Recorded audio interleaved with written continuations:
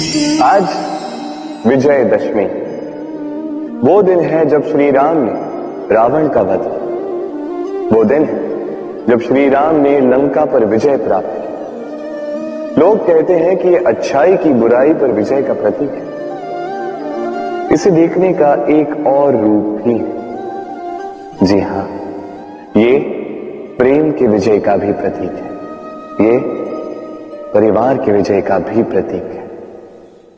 आपको तो ज्ञात होगा ही कि रावण महाज्ञानी था, महाशक्तिशाली था, महादेव का परम भक्त था रावण। अब जो व्यक्ति कैलाश पर्वत उठा सकता था, वो व्यक्ति स्वयं एक कटे हुए वृक्ष की भांति श्री राम के चरणों में गिरा हुआ था।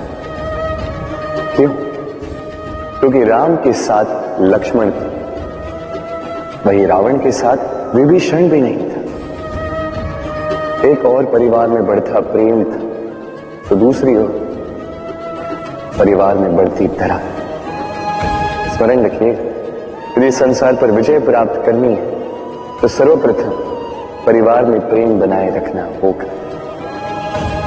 परिवार में केवल प्रेम बढ़ाइए, द्वेष कभी नहीं।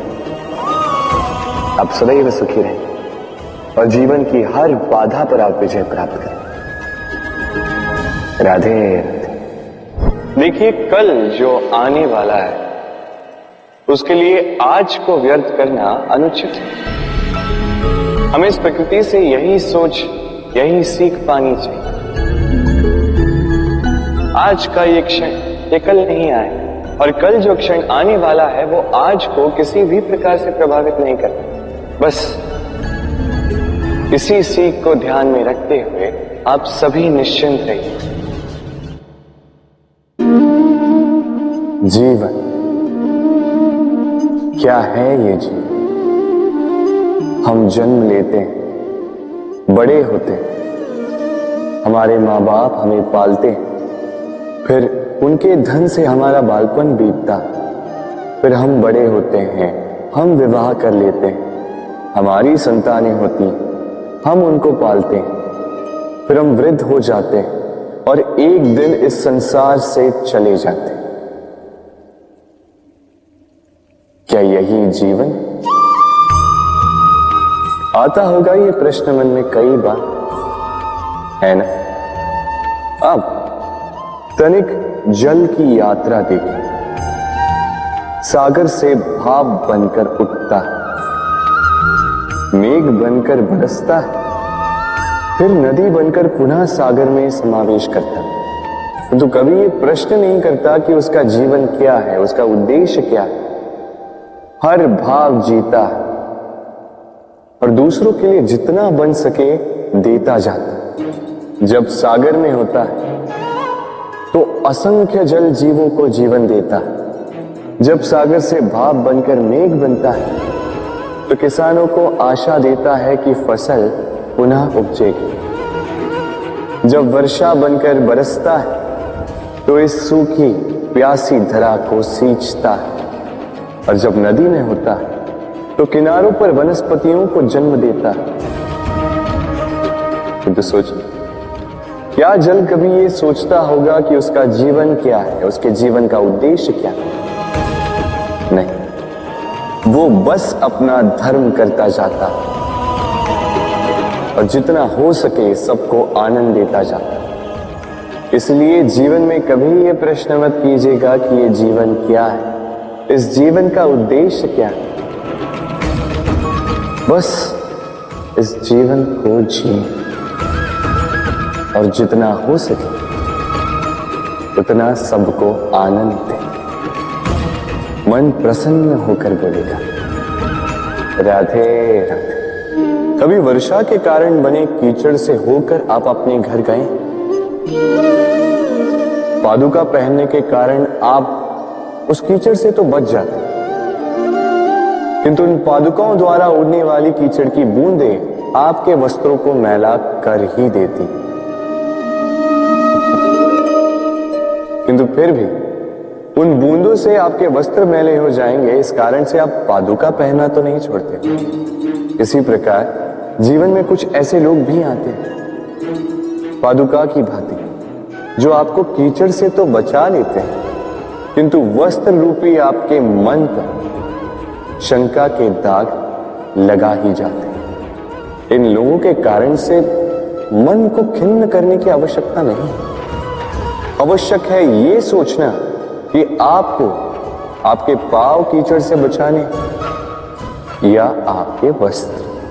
जीवन में गंभीर होना अच्छी बात है, किंतु हर बात को यदि गंभीरता से लेने लगोगे तो जीवन का आनंद समाप्त हो जाए।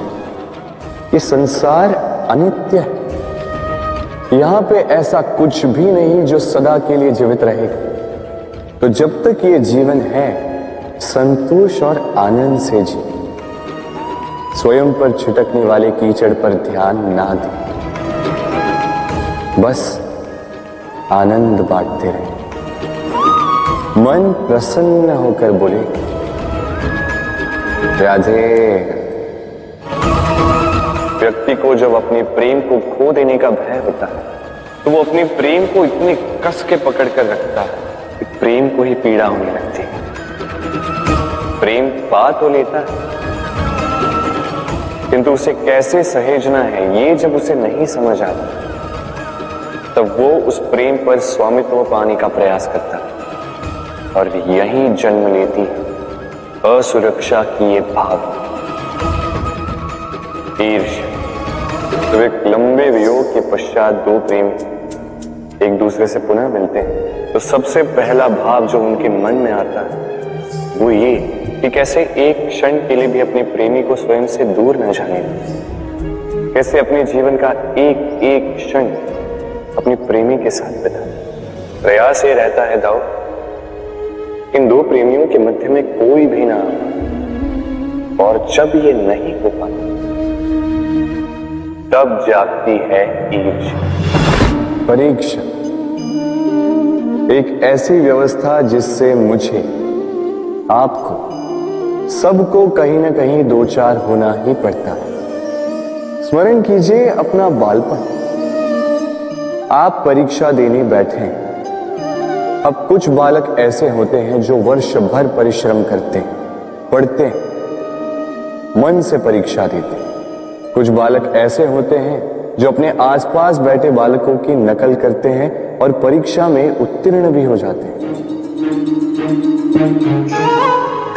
बुरा लगता है ये सोचकर कि कोई बिना किसी परिश्रम के परीक्षा में उत्तीर्ण कैसे हो सकता है। किंतु स्मरण रखिएगा, जो नकल करते हैं वो परीक्षा में उत्तीर्ण हो सकते हैं, सफल नहीं, क्योंकि वो नकल करते हैं बिना प्रश्न को समझे, बिना उत्तर का तरीका निकाले। यही हमारे साथ भी होता है। हम हमारे जीवन में दूसरों को देखते हैं, उनकी नकल करते हैं, उनकी भांति बनने का प्रयास करते हैं, किंतु ना हमारे जीवन में सफलता आती है, ना आनंद आता है। क्यों? क्योंकि हम एक विशेष बात भूल जाते हैं कि प्रत्येक मनुष्य का व्यक्तित्व भिन्न होता है। आप दूसरों की नकल करके अपना जीवन व्यतीत कर सकते हैं, किंतु यदि अपने जीवन में सफलता लानी, यदि अपने जीवन में आनंद लाना है, तो स्मरण रखिए, स्वयं के प्रश्नों का उत्तर जीवन में स्वयं को ही खोजना होगा। राधे। मनुष्य को जब सफलता मिलती है तब उसमें जागता है अहंकार, और ऐसे में मनुष्य अक्सर एक बात भूल जाता है, झुक। सोचता है कि मैं किसी के समक्ष क्यों झुकूं? और ऐसा इसलिए होता है क्योंकि मनुष्य एक महत्वपूर्ण बात भूल जाता है कि संसार में, इस जीवन में उसने जो भी प्राप्त किया है, झुककर प्राप्त किया। बालपन में चलना सीखा तो इस धरा पर झुककर, गिरकर। बड़ों का आशीष लिया तो झुककर। किसान को फसल काटने के लिए झुकना पड़ता, कुएं से पानी निकालने के लिए पात्र को झुकना पड़ता, भगवान से आशीर्वाद प्राप्त करने के लिए उनके समक्ष झुकना पड़ता। आंधियों में वृक्ष सुरक्षित कैसे रहते? झुककर। सम्मान कैसे पाया जाता है?